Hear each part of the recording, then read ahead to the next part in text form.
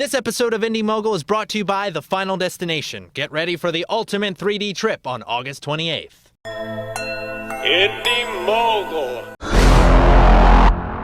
We're seeing heavily armed forces being deployed into District 9. Nobody really knew what this place was.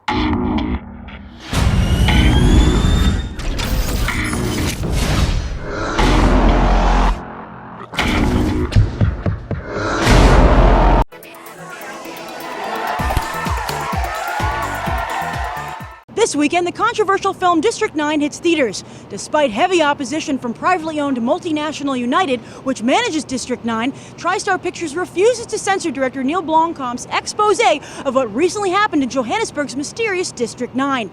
The film is also supposed to reveal the fate of a missing MNU field operative.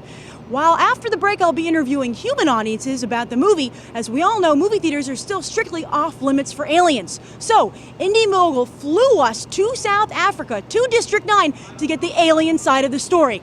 Let's go find one. Come on. Whoa, what a dump. Oh, here's one. Okay. Well, okay, we'll make this quick. We just want to know what you think of the movie District 9.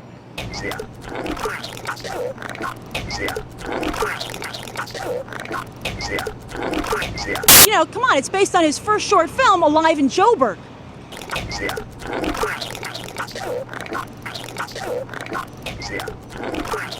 That's not fair. I mean, Blomkamp started out as a special effects guy, so why not use his skills to make his short film stand out? And besides, Peter Lord of the Rings Jackson backs this guy up, and he wouldn't put his name on the line for a hack.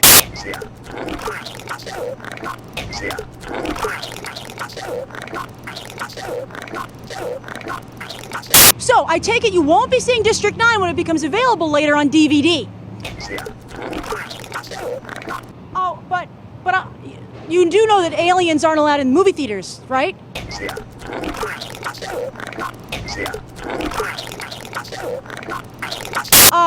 Well, there you have it. And in light of this disturbing revelation, I advise you to be careful in telling anyone to be quiet during a screening of District 9. You might find yourself in over your head. After the break, we'll find out what humans think of District 9. Look, we don't want any trouble, okay?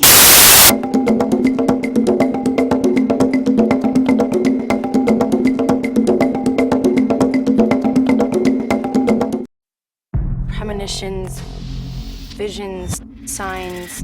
We're all gonna die, all right? There's gonna be a crash. You saw it before it actually happened. On August 28th. I saw clues as to how the next person's gonna die. What do you mean, the next person? Get ready I think we can stop it. for the ultimate 3-day trip. Look out! The Final Destination. Rated R. Take the trip in 3D to the select theaters. What the Get him, man! One back, cut him off, go!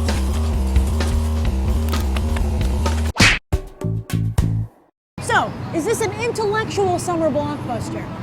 I think it was intellectual. I mean, it was heady a little bit, but it was nothing that was beyond, like, reach. I don't think it's intellectual, but it's not, doesn't treat you like you're an idiot either. It's kind of a good balance. Halfway through, I thought, oh, it's going to leave you doing a lot of guesswork, which I hate.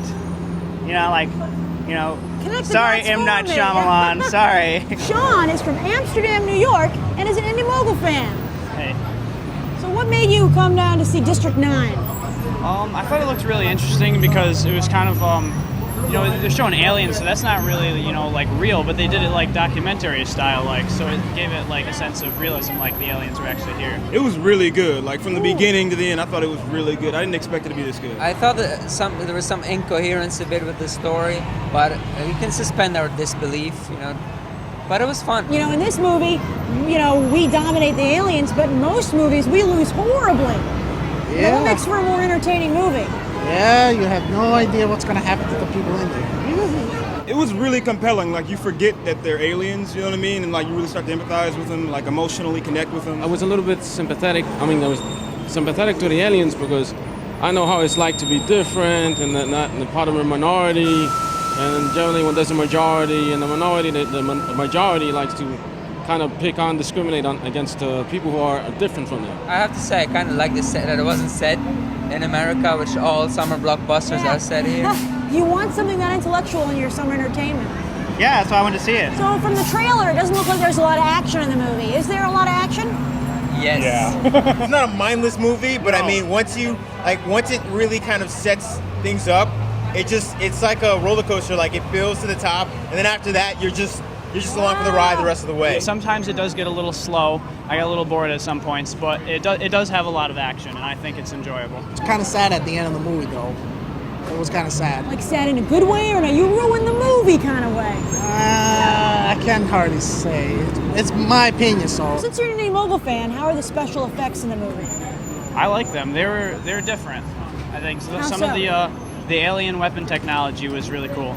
Oh wow, it's hard to surprise us these days. We've seen all kinds of futuristic weapons. Well, it was similar to some of the other stuff, but I thought they did a pretty good job. I remember seeing I Am Legend, where the creatures in it looked completely unbelievable, fake, and you were like, this is ridiculous. And the movie actually, the interaction between the aliens and the people, you started forgetting that it was just aliens. You started forgetting the fact that these are obviously people just talking to probably green screens. It was completely seamless. I think that they knew that they didn't have enough money to make it look crystal clear, so I think the camera style and the overly grainy look in a lot of shots and very shaky helps you, because you can hide a lot more of those little flaws.